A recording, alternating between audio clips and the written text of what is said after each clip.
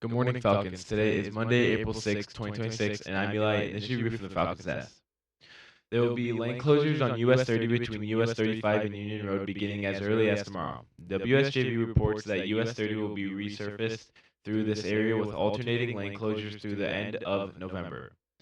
For the first 2 to 3 weeks, the inside left lanes will be closed at each end of the project area while median crossovers are built. Once constructed, the eastbound lanes will be converted to two-way traffic while the westbound lanes are closed for construction for Phase 1. John Glenn would be proud of NASA today. The crew of NASA's Artemis II will make its closest approach to the moon Monday afternoon after launching from Kennedy Space Center last week. According to WVP, it marks a critical milestone of the agency's Orion space capsule, sending humans on a mission to the moon for the first time in more than 50 years. As the capsule loops around the moon, the astronauts will reach farther into space than humans have ever ventured. The Orion spacecraft is now in the lunar sphere of influence, meaning the moon's gravity has more pull on the vehicles than the Earth. At 1:46 p.m. Eastern Time, the crew will surpass the record for the farthest distance traveled from Earth by humans, which was set by the Apollo 13 mission at 248,655 statue miles from Earth at 2:45 p.m.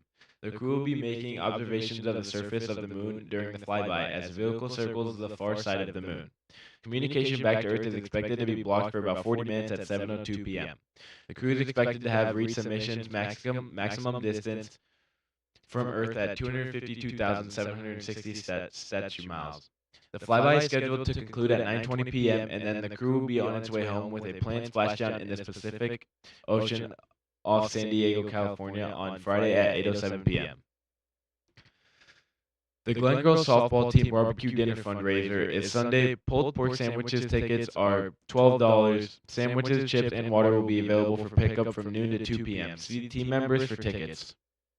Many John Glenn students spent their spring break in Italy. Now another foreign trip is being planned. See the posters throughout the building for details of the informational meeting April 16th. Now the weather with Ryan. Today's weather is an actual temperature of 39, real feel 43, clear, fair air quality, now 3 forecast. Monday's going to be a high 48, partly cloudy, and low 26. Tuesday's going to be a high 44, partly cloudy, a low 32. Wednesday's going to be a high 62, partly cloudy, low 52. Now on sports with Blake. John Glenn's Gabe Goodsall has been tabbed as one of the South Bend Tribune's area baseball players to watch in the upcoming season. As a junior, Goodsall had a Falcons high 19 RBIs with a 355 batting average and a 994 OPS. He also had 22 hits, 6 doubles, and 1 home run. Mother Nature wiped out the sports slate Friday and Saturday for John Glenn. This week's schedule more than makes up for the missed meets and games. Today, our girls tennis team hosts Triton.